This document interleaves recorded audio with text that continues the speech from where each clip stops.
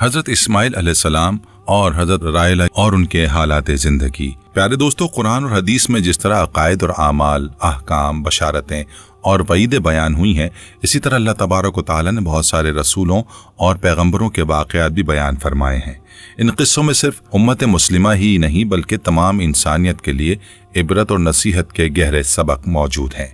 پیغمبروں کی زندگی اور سیرت کا ہر گوشہ حیات ہماری رہنمائی کرتا ہے، ایسی رہنمائی جو انسانی زندگی کے لیے ایک بہترین نمونہ بن سکتی ہے اور جس کی پیروی انسانی زندگی کو بہتر اور خوشگوار بنا سکتی ہے۔ انبیاء کرام کے انہی عبرت آموز واقعات میں سے ایک انوکھا اور متاثر کن واقعہ حضرت اسماعیل علیہ السلام اور آپ کی بیوی کا واقعہ ہے۔ یہ واقعہ اطاعت الہی، صبر، توکل اور اللہ کی قدرت کاملہ کا ایک شاندار مظہر ہے۔ بسم اللہ الرحمن الرحیم۔ السلام علیکم رحمۃ اللہ وبرکاتہ۔ میں ہوں جمیل احمد جامی۔ ناظرین، اس واقعے کی شروعات تب ہوتی ہے جب اللہ تعالیٰ نے اپنے خلیل، گہرے دوست حضرت ابراہیم علیہ السلام کو ایک غیر معمولی اور انتہائی کڑے امتحان سے گزرنے کا حکم دیا۔ اللہ نے انہیں حکم دیا کہ وہ اپنے شیرخوار بچے اسماعیل علیہ السلام اور اپنی فرمانبردار بیوی حضرت ہاجرہ کو ملک شام سے 1000 میل دور ایک ایسی وادی میں جا کر چھوڑ آئیں جہاں میلوں تک نہ پانی ہے، نہ چوپائے، نہ پرندے اور نہ ہی کوئی انسانی آبادی۔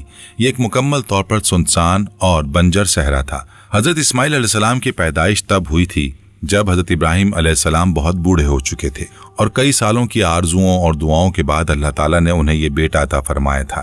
یہی بیٹا آپ کے بڑھاپے کا سہارا، آنکھوں کی ٹھنڈک اور دل کا قرار تھا، جس کے لیے انہوں نے اللہ سے بہت دعائیں مانگی تھیں۔ لیکن حضرت ابراہیم علیہ السلام کو اللہ کی اس سخت آزمائش سے گزرنا تھا اور حکم الہی کو بلا چوں چرا بجا لانا تھا۔ ان کا ایمان اس قدر مضبوط تھا کہ وہ اپنی ہر پیاری چیز کو اللہ کی راہ میں قربان کرنے کے لیے تیار رہتے تھے۔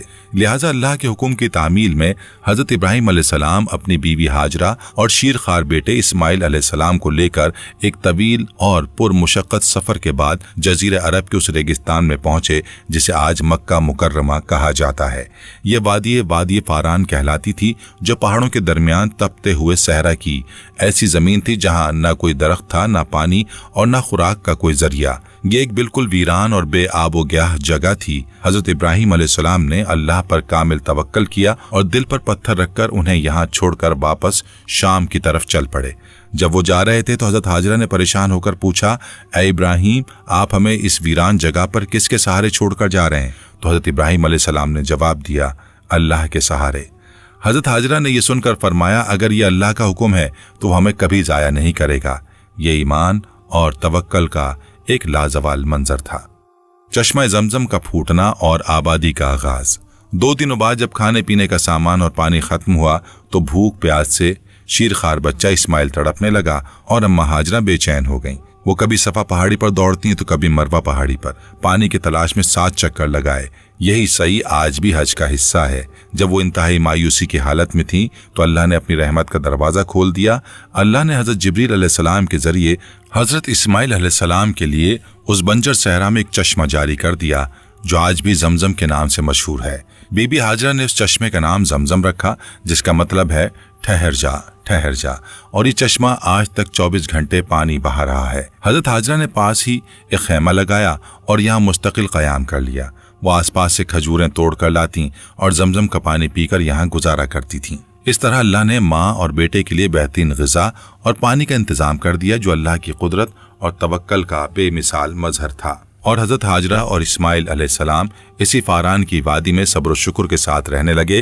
اللہ کی رحمت کا سایہ ان پر ہر وقت رہا، لیکن اس سنسان اور بنجر صحرا میں حضرت ہاجرہ خود کو بسا اوقات بہت تنہا محسوس کرتیں۔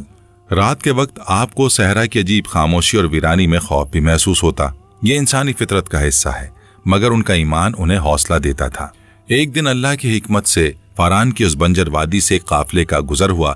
یہ لوگ قبیلہ جرہم کے تھے، جو نہایت شریف اور نیک صفات کے مالک تھے۔ وہ پانی کی تلاش میں سرگردہ تھے کہ انہوں نے دیکھا کہ اس بنجر صحرا میں ایک چشمہ بہہ رہا ہے اور پاس ایک عورت بچے کو لیے بیٹھی ہے۔ وہ حیران ہوئے کہ اس ویرانے میں پانی کا چشمہ کیسے؟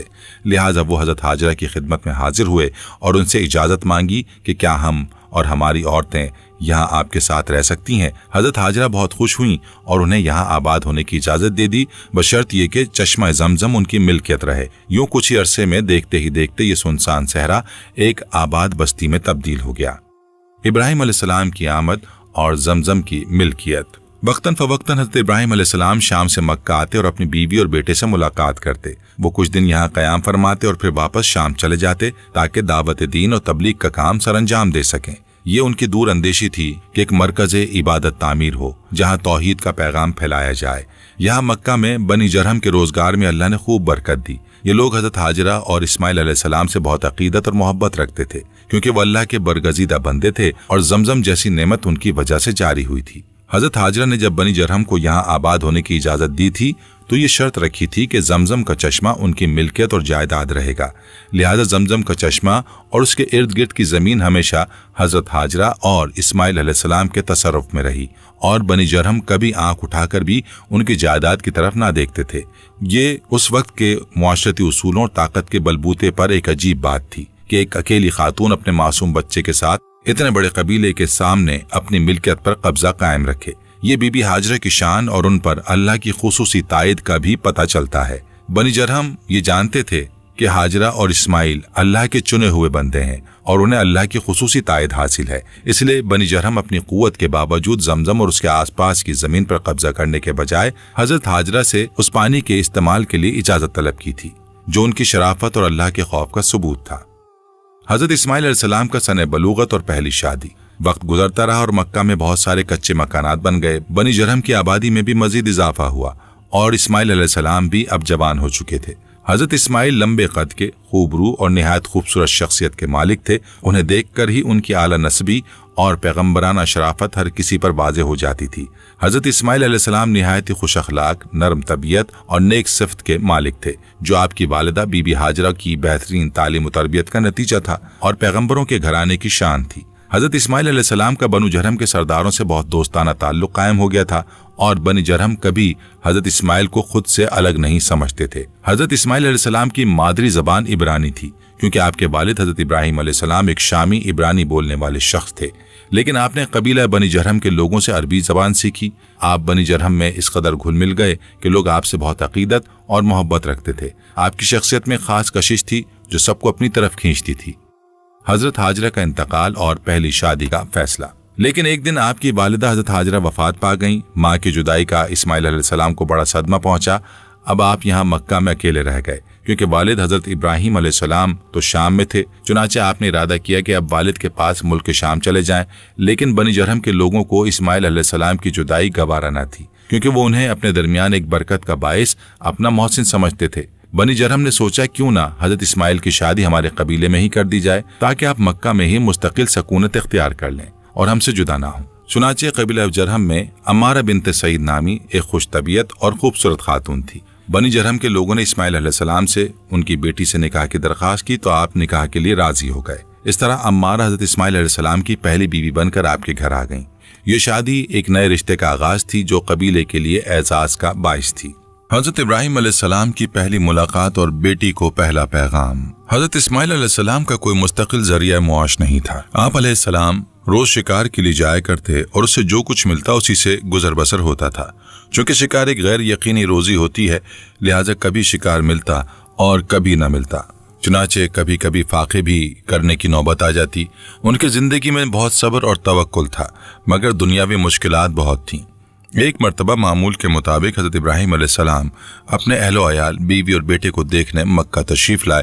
آپ نے دروازے پر دستک دی۔ بہو عمارہ نے دروازہ کھولا اور سلام کیا، لیکن عمارہ نہیں جانتی تھی کہ یہ بزرگ ہستی حضرت اسماعیل علیہ السلام کے والد ابراہیم ہے کیونکہ انہوں نے حضرت ابراہیم علیہ السلام کو پہلے نہیں دیکھا تھا۔ ابراہیم علیہ السلام نے پوچھا اسماعیل کہاں ہے؟ عمارہ نے جواب دیا وہ روزی کی تلاش میں گئے ہیں۔ حضرت ابراہیم علیہ السلام نے بیٹے کی خیریت معلوم کی اور پھر عمارہ سے پوچھا تمہارا گزر بسر کیسے ہوتا ہے؟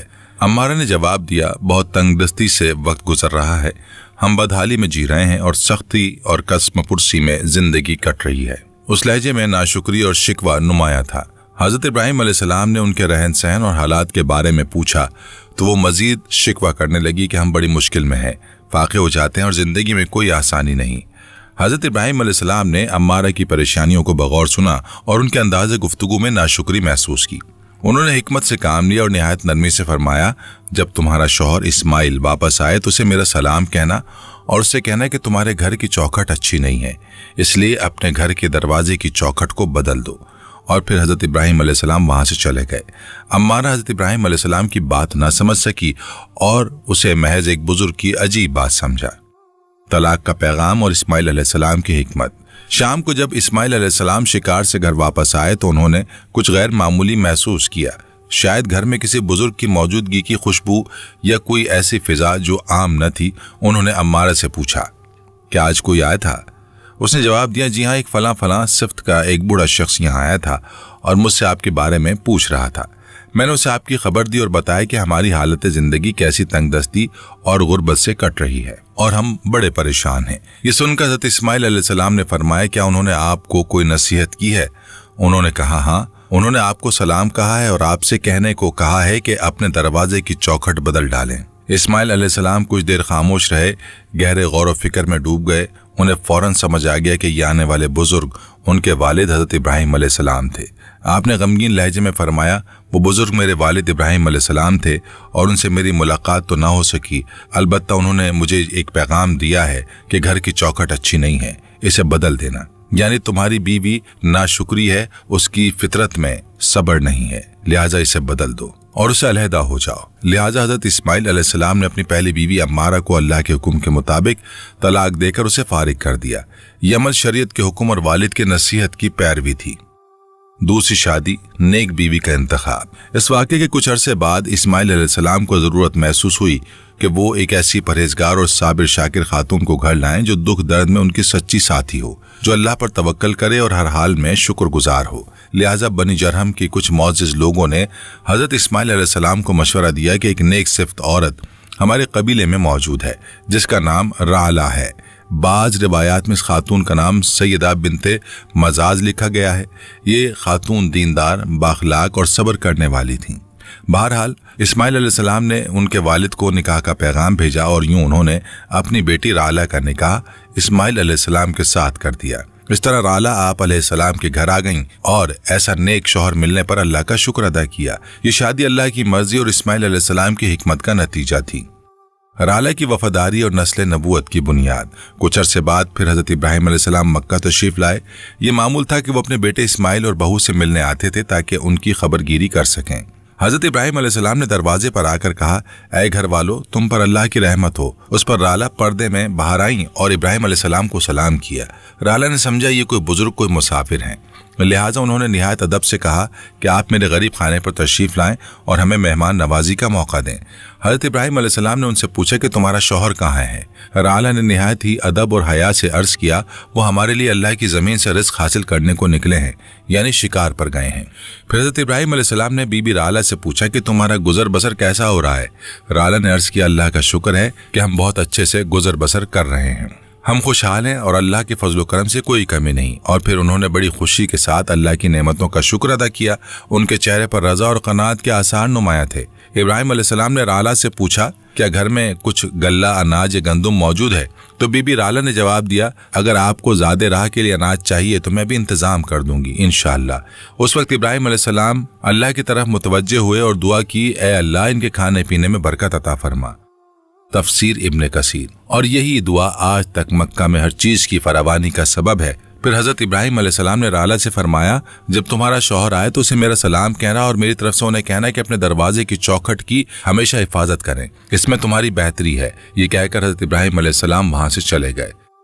رعلہ کی دانش مندی اور ابراہیم علیہ السلام کا دوسرا پیغام۔ جب اسماعیل علیہ السلام شکار سے گھر واپس آئے تو انہوں نے اپنے والد کی خوشبو محسوس کی اور پوچھا کہ آج کوئی آیا تھا؟ رعلہ نے جواب دیا، ہاں، آج ہمارے ہاں ایک بزرگ تشریف لائے تھے جن کے چہرے پر جلال و جمال تھا، شیریں گفتگو تھی اور وہ اعلیٰ اخلاق کے مالک تھے۔ بزرگ نے مجھ سے آپ کے بارے میں پوچھا تو میں نے آپ کے بارے میں بتایا کہ آپ شکار کو گئے ہیں۔ پھر انہوں نے ہمارے گزر بسر اور حالات کے متعلق سوال کیا تو میں نے ان سے عرض کر دیا کہ ہم اللہ کے فضل و کرم سے خوشحال ہیں۔ انہوں نے ہمارے لیے برکت کی دعا فرمائی۔ حضرت اسماعیل علیہ السلام نے پوچھا، کیا انہوں نے کچھ نصیحت بھی فرمائی تھی؟ تو رعلہ نے جواب دیا، ہاں، وہ آپ کو سلام کہہ رہے تھے اور آپ کو حکم دیا کہ آپ اپنے دروازے کی چوکھٹ کی ہمیشہ حفاظت کریں۔ اسماعیل علیہ السلام مسکرائے اور فرمایا وہ بزرگ میرے والد محترم ابراہیم علیہ السلام تھے اور وہ چوکھٹ تم ہو جس کے بارے میں انہوں نے مجھے نصیحت کی ہے کہ اسے زندگی بھر ساتھ رکھنا، کیونکہ تم ایک نیک اور باوفا بیوی ہو۔ بی بی رعلہ جرہم قبیلے کی تمام عورتوں میں سب سے زیادہ دیندار، پاک باز اور سلیقہ مند تھیں۔ آپ اللہ اور اس کے رسول پر کامل یقین اور توکل رکھتی تھیں اور ہر دکھ درد اور زندگی کے اتار چڑھاؤ میں اسماعیل علیہ السلام کا ہمیشہ ساتھ دیا۔ انہیں زندگی کی زیب و زینت سے زیادہ آخرت کی چاہت تھی۔ بی بی رعلہ کو یہ احساس تھا کہ وہ ایک ذمہ دار پیغمبر کی بیوی ہیں جنہیں اللہ نے دعوت دین کا کام سونپ کر اس دنیا میں بھیجا ہے اور ان کی ذمہ داری زمین پر توحید کے پیغام کو عام کرنا ہے۔ اسی لیے حضرت رعلہ ہر حال اور نازک موڑ پر اسماعیل علیہ السلام کی بہترین ہمسفر ثابت ہوئیں۔ نسل نبوت کی بنیاد اور اہم اسباق۔ چنانچہ حضرت ابراہیم علیہ السلام نے ان کے لیے برکت کی دعا فرمائی تھی، لہٰذا اللہ نے ان کی اولاد میں خوب برکت عطا کی اور اسماعیل علیہ السلام سے آپ کے ہاں 12 بیٹے اور ایک بیٹی کی ولادت ہوئی۔ احادیث مبارکہ میں آتا ہے کہ یہ حضرت ابراہیم علیہ السلام کی دعا کا ہی نتیجہ ہے کہ مکہ میں ہر چیز فراوانی سے پائی جاتی ہے اور برکتیں جاری ہیں۔ بہرحال حضرت اسماعیل علیہ السلام کی اولاد سے کئی عرب قبائل وجود میں آئے۔ بی بی رعلہ کے انہی 12 بیٹوں میں ایک کا نام قیدار تھا، جن کا ذکر عربی تاریخ اور تورات میں بھی درج ہے۔ انہی قیدار کی نسل سے ایک نامور قبیلہ قریش وجود میں آیا، جن میں ہمارے پیارے نبی حضرت محمد مصطفیٰ صلی اللہ علیہ وآلہ وسلم کی پیدائش ہوئی، جو نبیوں کے سلسلے کی آخری کڑی تھے اور جن کی نبوت قیامت تک کے لیے ہے۔ حضرت اسماعیل علیہ السلام کے اس واقعے میں ہمارے لیے بہت سارے سبق اور پیغام پوشیدہ ہیں۔ سب سے اول یہ کہ ایک بیوی کا اپنے شوہر کی غیر موجودگی میں کیسا طرز عمل ہونا چاہیے۔ عورت کا یہ فرض ہے کہ وہ اپنے شوہر کی عزت، اس کے مال اور گھر کی حفاظت کرے۔ حضرت اسماعیل علیہ السلام کی پہلی بیوی امارہ کی باتوں سے اس کا ناشکرا ہونا، دنیاوی عیش و عشرت کی طلبگار ہونا اور خاوند کے ساتھ مشکل وقت میں بے وفا ہونا صاف ظاہر ہو رہا تھا۔ اس لیے حضرت ابراہیم علیہ السلام نے اپنے بیٹے کو علیحدگی کی نصیحت کی، کیونکہ ایک نیک بیوی ہمیشہ اپنے خاوند کی عزت اور سفید پوشی کا بھرم رکھتی ہے، ہر کسی کے سامنے اپنی تنگ دستی کا رونا نہیں روتی، اور یہ خصائل کسی نبی کے گھرانے کے شایع نشان نہیں تھے۔ اس سے ہمیں یہ سبق بھی ملتا ہے کہ اعلیٰ اخلاق اور تزکیہ نفس میں سب سے زیادہ اہمیت اس بات کی ہے کہ آدمی مکمل طور پر اپنے آپ کو بے شکایت بنا لے اور کسی شخص سے بھی کوئی شکایت ہونے کے باوجود وہ پوری طرح سے ایک مثبت سوچ والا انسان بن جائے، جبکہ بہترین بیوی کی خوبیوں میں خوبی شوہر کی فرما برداری کے ساتھ اپنی ذمہ داری کو سمجھنا اور برے حالات میں خاوند کا ساتھ دینا ہے۔ ایک نیک خاتون کی پہچان یہ ہے کہ اگر ضروریات زندگی اور اسباب میں کوئی کمی ہو تو وہ اس پر بھی خوشی کا اظہار کرے اور صبر و شکر کرے، اور یہی ایک کامیاب ازدواجی زندگی کا راز ہے۔ اس لیے رسول اللہ صلی اللہ علیہ وآلہ وسلم کا ارشاد ہے کہ اس دنیا کے متاع میں سے بہترین متاع نیک عورت ہے۔ صحیح مسلم۔ یہ حدیث بیوی کی اہمیت اور اس کے کردار کو واضح کرتی ہے۔ نتیجہ اور اختتامی دعا۔ پیارے دوستو، یہ واقعہ ہمیں اللہ پر کامل توکل کی اہمیت بھی سکھاتا ہے۔ حضرت ابراہیم علیہ السلام نے اپنے شیر خوار بچے اور بیوی کو ایک بنجر صحرا میں چھوڑ دیا، مگر اللہ نے ان کی مدد فرمائی اور وہاں زمزم کا چشمہ جاری کر دیا۔ یہ اس بات کی دلیل ہے کہ جب انسان اللہ پر بھروسہ کرتا ہے تو اللہ اسے کبھی تنہا نہیں چھوڑتا۔ یہ ہمیں یاد دلاتا ہے کہ زندگی کی مشکلات میں گھبرانے کے بجائے اللہ پر کامل یقین رکھنا چاہیے۔ اس واقعے سے ہمیں یہ بھی معلوم ہوتا ہے کہ اللہ تعالیٰ اپنے برگزیدہ بندوں کو مختلف طریقوں سے آزماتے ہیں تاکہ ان کے ایمان کو مضبوط کریں اور ان کے درجات بلند کریں۔ حضرت ہاجرہ اور اسماعیل کا صبر اس بات کا ثبوت ہے کہ اللہ کی راہ میں آنے والی ہر مشکل صبر اور شکر کے ساتھ برداشت کی جائے تو اس کا انجام بہت بہتر ہوتا ہے۔ آخر میں یہ واقعہ ہمیں یہ بھی سکھاتا ہے کہ خاندان اور گھر کی بنیاد کس پر ہونی چاہیے۔ پہلی بیوی کا ناشکرہ رویہ اور دوسری بیوی کا صابر و شاکر ہونا گھر کی خوشحالی اور نسل کی برکت کا سبب بنا۔ یہ اس بات کی دلیل ہے کہ عورت کا کردار گھر کی بنیاد اور اس کے ماحول پر گہرے اثرات مرتب کرتا ہے۔ دعا ہے کہ اللہ تعالی ہمیں انبیاء کرام کی زندگیوں سے سبق سیکھنے اور ان کی تعلیمات پر عمل کرنے کی توفیق عطا فرمائے، ہمیں صبر، شکر اور اللہ پر کامل توکل نصیب فرمائے اور ہمارے گھروں کو رحمت و برکت کا گہوارہ بنائے۔ آمین یا رب العالمین۔ پیارے دوستو، یہ تھی آج کی ویڈیو جس میں ہم نے حضرت ابراہیم، ہاجرہ اور اسماعیل علیہ السلام کے اس عظیم الشان واقعے کو تفصیل سے بیان کیا۔ امید ہے کہ یہ معلومات آپ کے لیے باعث علم اور عبرت ہوگی۔ اب ہم آپ سے جاننا چاہتے ہیں کہ آج کی ویڈیو آپ کو کیسی لگی اور کیا آپ کے ذہن میں انبیاء کرام کی زندگی کے بارے میں کوئی اور سوال ہے؟ آپ اپنی قیمتی رائے اور خیالات کمنٹ سیکشن میں ضرور شیئر کریں۔ ہمیں آپ کے خیالات کا انتظار رہے گا۔ इसके साथ ही मुझे इजाजत दीजिए, मिलते हैं अगली वीडियो में। दुआ। ऐ अल्लाह, हम सब तेरे बंदे हैं, तेरे ही दर के सवाली हैं, तेरे ही रहम के तलबगार हैं और तेरे ही सामने झुकने वाले हैं। तू गफूर है, रहीम है, करीम है, तू बख्शने वाला है, दर गुजर करने वाला है। तू सब जानता है, हम कुछ नहीं जानते। तू सब कुछ कर सकता है, हम कुछ भी नहीं कर सकते। या अल्लाह, हमें इस हाल में ना छोड़ कि हम अपने नफ्स के हवाले कर दिए जाएं। हमें हमारे गुनाहों की वजह से तबाह ना कर, हमारी लग़्ज़िशों को दरगुजर फरमा, हमारी कोताहियों को मुआफ़ फरमा, हमारे दिलों को हिदायत दे, हमारी ज़बानों को सच्चाई पर कायम रख और हमारे आमाल को अपने लिए खालिस बना दे। या रब्बुल आलमीन, हम कमज़ोर हैं, हम भूलने वाले हैं, हम बार बार गुनाह करने वाले हैं, मगर तू हर बार मुआफ़ करने वाला है। हमने दुनिया की मोहब्बत में तेरी याद को भुला दिया, मगर ऐ रब, तू हमें मत भूला। हमें अपने जिक्र से जिंदा रख, अपनी इबादत में लगा दे और अपने महबूब सल्लल्लाहु अलैहि वसल्लम की सुन्नत पर अमल करने वाला बना दे। या अरहमुर राहिमीन, हमें वो आंखें अता फरमा जो तेरे खौफ से अश्कबार हों, वो दिल अता फरमा जो तेरी अजमत से कांप उठे, वो ज़बान अता फरमा जो हर वक्त तेरा जिक्र करे और वो जिंदगी अता फरमा जो तेरी रजा में गुजरे। ऐ मालिक यौमिद्दीन, जब हमारे जनाजे उठें तो हमें उन लोगों में शामिल फरमा जिनके लिए फरिश्ते दुआएं करते हों। जब हमें लहद में उतारा जाए तो हमारी तन्हाई को अपनी रहमत से आबाद फरमा। जब हिसाब का वक्त हो तो हमें अपने महबूब सल्लल्लाहु अलैहि वसल्लम की शफाअत फरमा और हमें उनके हौज़े कौसर से पानी नसीब फरमा। ऐ अल्लाह, हमारे माँ बाप को बख्श दे, उनकी कब्र को नूर से भर दे, जिन्होंने हमें पाला, सिखाया, हर तकलीफ बर्दाश्त की।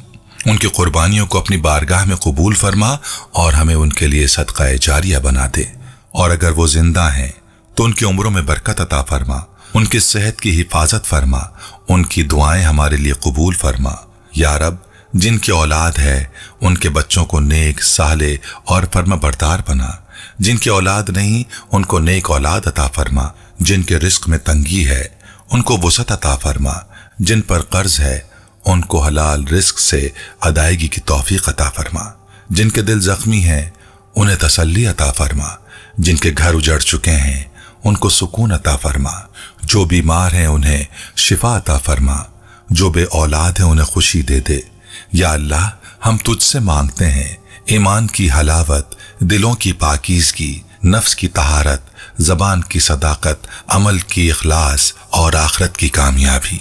हमें दुनिया की आजमाइशों से बचा, आखिरत के अजाब से महफूज फरमा और सिरात पर साबित कदमी अता फरमा। या अल्लाह, हमें उन लोगों में शामिल फरमा जिन्हें तू जन्नत की बशारत देता है, जिनके लिए दरवाजे खोल दिए जाते हैं, जिन्हें सलाम किया जाता है, जिनके चेहरे रोशन होते हैं, जिनके दिल मुतमईन होते हैं, जिन पर तेरा फजल होता है और जिन्हें तू अपना कुर्ब अता फरमाता है। या रब, हमें पुल सिरात पर नूर अता फरमा, हमारे कदमों को साबित रख, हमारे गुनाहों को हमारे चेहरों पर ना लाना, हमारे ऐबों को ढांप लेना और हमें रुसवाई से बचा लेना। ऐ मालिक, जब तू जन्नत की कुंजी अता करे तो हमें पीछे से ना छोड़ना। जब तू अपने नेक बंदों को बुलाए तो हमें महरूम ना रखना। जब तू अपने हबीब सल्लल्लाहु अलैहि वसल्लम को मकाम महमूद दे तो हमें उनके करीब रखना। जब तू जन्नत की हवा चला दे तो हमें भी उनमें शामिल कर लेना। जब तू जन्नत के दरवाजे खोले तो हमें भी दाखिला अता फरमा देना। या अल्लाह, हमें दुनिया में भी सुकून अता फरमा और आखिरत में भी कामयाबी दे। हमें इस उम्मत के लिए नफा बख्श बना दे। हमारे कलम, जबान और वसाइल को तेरे दीन की खिदमत में लगा दे। हमें गुमराही से बचा और हक के रास्ते पर कायम रख।